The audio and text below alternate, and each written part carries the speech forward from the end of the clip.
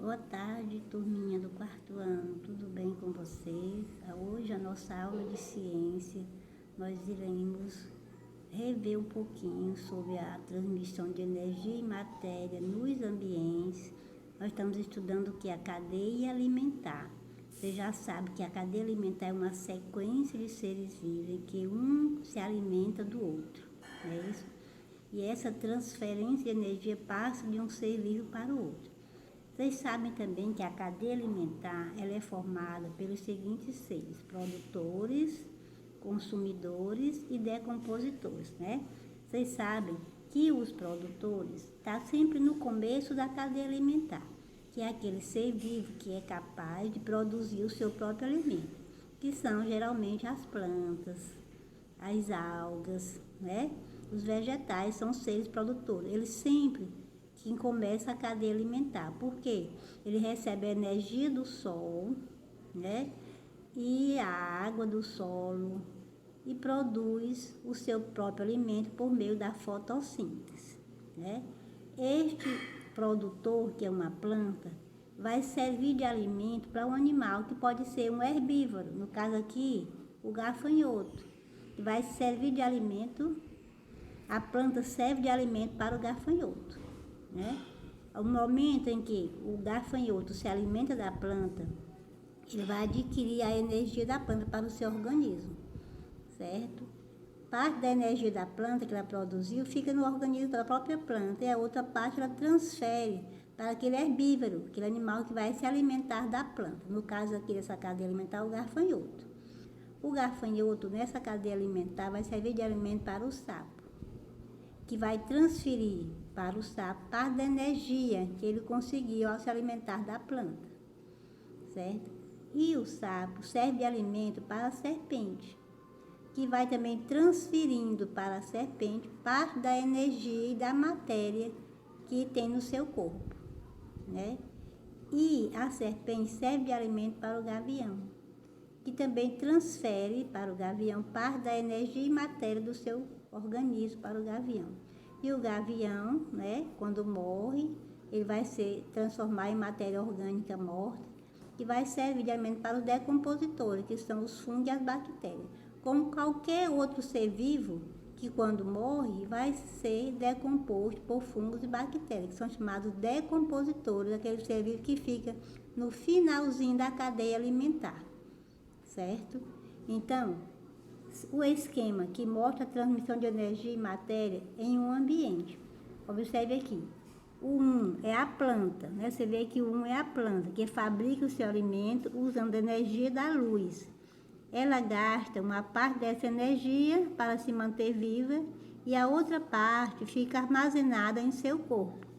Ela transfere para o animal que se alimenta dela. O 2 aqui é o animal herbívoro, no caso aqui o gafanhoto, come a planta. Nesse momento, a energia acumulada na planta, né, mais a matéria que formava o corpo dela, passa para o gafanhoto. O inseto usará parte dessa energia para se manter vivo, e a outra parte vai passar para o animal que vai se alimentar dele, no caso o sapo, como o gafanhoto. Nesse momento, a energia acumulada no gafanhoto, mais a matéria que formava o corpo dele, passa para o corpo do sapo. O sapo usa parte dessa energia para se manter vivo, né? Assim continua com a serpente, com o gavião e no finalzinho o decompositor, que vai devolver para o ambiente aquela matéria orgânica para o solo, tornando assim o solo fértil, né? Os produtores, consumidores, ou parte dele dessa cadeia, são decompostos. E a energia dele passará para os decompositores. Os minerais resultantes da decomposição são misturados ao solo e aproveitados pelas plantas, né? Nesse momento, a matéria é reintroduzida no ciclo, mas a energia não, que a energia vai passando de um ser vivo para o outro, ela não retorna para o ser que produziu, certo? Então, você viu aí uma breve revisão da cadeia alimentar, da transmissão de energia e matéria. Vamos agora corrigir a nossa atividade. Você viu aqui, ó, Como você vê, né, ó, como ser vivo precisa parte da energia obtida do alimento para se manter vivo. Ele tem menos energia para passar adiante, porque ele consome parte da energia para suas atividades. Você viu que, além da energia, os seres vivos recebem a matéria que formava o corpo do ser que eles comeram. A transmissão de energia se dá na forma de um fluxo, que se inicia com o Sol, mas não retorna a ele. Já a transmissão da matéria consiste em um ciclo, que começa com os produtores e retorna a ele após a ação dos decompositores. Você viu que a energia não retorna, no caso ao Sol, mas a matéria retorna novamente ao ser produtor, no caso da planta. Agora, qual é a fonte primária de energia em um ambiente? Nosso ambiente aqui, qual é a fonte que nos fornece energia?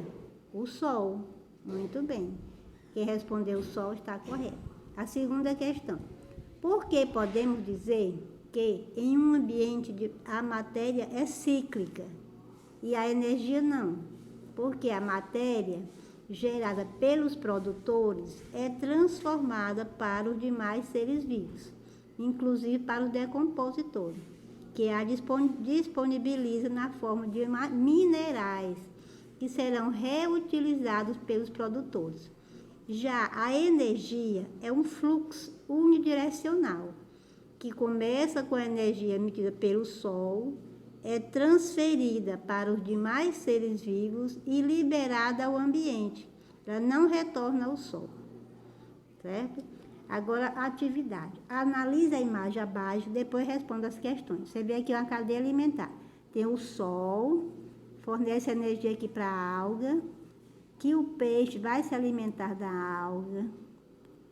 O peixe maior, o peixe menor, serve de alimento para o peixe maior, e as bactérias vai servir o fundo, e quando ele morre, as bactérias vão ser os decompositores. Qual é a fonte? Aqui, qual é a fonte primária de energia? No caso é o Sol. Muito bem. Quem são os produtores nessa cadeia? As algas, né? Porque elas conseguem fabricar o próprio alimento com a energia que absorvem do Sol. Muito bem. A letra C. Quais são os seres consumidores? Por quê? Os seres consumidores são aqueles seres que se alimentam de outros seres vivos. No caso aqui, o peixe pequeno e o peixe maior. Por quê? Como os animais não conseguem produzir seu próprio alimento, ele tem de consumir o alimento do ambiente. Então, o consumidor é o peixe pequeno e o peixe maior, certo? A letra D. Há uma seta que sai do Sol e chega às algas. O que ela representa? Por que ela tem cor diferente das demais?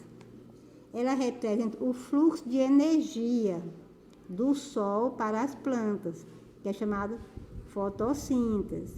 É diferenciada porque representa somente a transmissão de energia, não há transmissão de matéria, certo? Como de um ser vivo para o outro, há transferência de energia e de matéria. E o Sol só transfere a energia, certo? A letra E. Então, estão corretas as setas que saem das algas e dos peixes em direção aos decompositores? Você vê aqui, ó, das algas em relação aos decompositores, ó, a setinha da água para o decompositor e a setinha dos peixes para os decompositores. Você vê aqui. Perguntou aqui. Estão corretas as setas que saem das algas e dos peixes em direção aos decompositores? Explique os que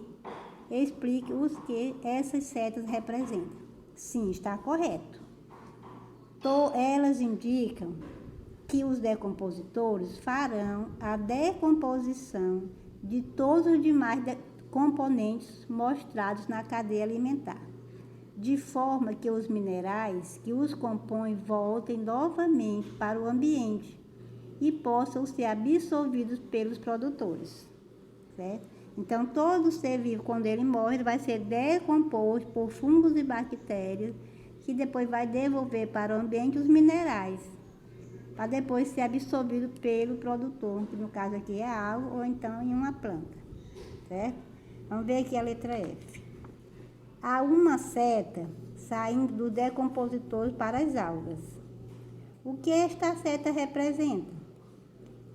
Que os minerais liberados pelos decompositores no ambiente poderão ser utilizados pelas algas, de forma que essas substâncias reingressem nas cadeias alimentares, certo?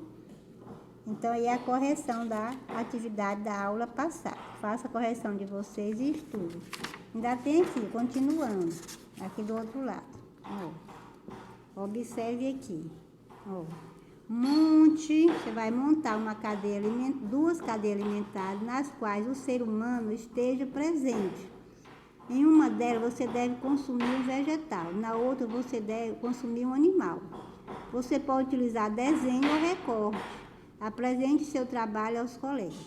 Você pode aproveitar imagem, né, com desenho, a alface, o homem e as bactérias. Quer dizer, o homem, ele vai comer. O alface serve de alimento para o homem. E o homem, quando morre, vai ser decomposto pelos fungos e as bactérias. Aqui, o capim, o boi e o homem e as bactérias. O boi vai se alimentar do capim. O capim serve de alimento para o boi serve de alimento para o homem e ele vai ser decomposto por fungos e bactérias. Você viu aqui? Que é a cadeia alimentar onde o homem aqui é o produtor, é o consumidor secundário. O homem aqui é o consumidor herbívoro, certo? Muito bem. Então, hoje, fizemos a correção da atividade da aula passada. Nós vamos ver agora as teias alimentares. Mas o que é teias alimentares? Teias alimentares é um conjunto de várias cadeias alimentares juntas. Várias cadeias entrelaçadas, nós chamamos de de teia alimentar, onde tem várias cadeias, uma entrelaçadas em outra. Aqui você vê a imagem que tem várias cadeias, tem aqui o milho, o gafanhoto, a galinha e o ser humano, é uma cadeia. Aqui tem o milho, a galinha e o ser humano. E tem outra cadeia, o milho, o pulgão, né? O milho, o pulgão e o ser humano, né? O milho, o pulgão e a joaninha, né? Então, são várias cadeias entrelaçadas que formam uma teia alimentar. Então, o que é teia alimentar? São várias cadeias entrelaçadas. Vamos ler aqui. Na natureza, as relações de alimentação entre os seres vivos são mais complexas, porque os seres participam de várias cadeias alimentares ao mesmo tempo. O conjunto de cadeias alimentares que se relacionam é chamado de teia alimentar. Então, o que é teia alimentar? É o conjunto de várias cadeias alimentares que se relacionam entre si. Veja a seguir as posições que podem ser ocupadas pelo ser humano e pela galinha, nessas cadeias alimentares em que o produtor é o milho. Você vê aqui, ó, milho, ser humano, né? O ser humano pode se alimentar do milho. Milho, galinha e ser humano. A galinha come o milho e o ser humano vai se alimentar da galinha. E o milho, o gafanhoto, a galinha e o ser humano. O milho serve de alimento para o gafanhoto serve de alimento para a galinha, serve de alimento para o ser humano. O milho serve de alimento para o pulgão. O pulgão serve de alimento para a joaninha. Que a joaninha serve de alimento para a galinha. E serve de alimento para o ser humano. Então, você viu aí que tem várias cadeias entrelaçadas ao mesmo tempo. Nós chamamos de teia alimentar. Ok? Então, aqui tem uma atividade. Vocês vão responder a página 120, essa atividade, vão enviar para a tia, corrigir, tá bom? Fiquem com Deus e até a próxima aula.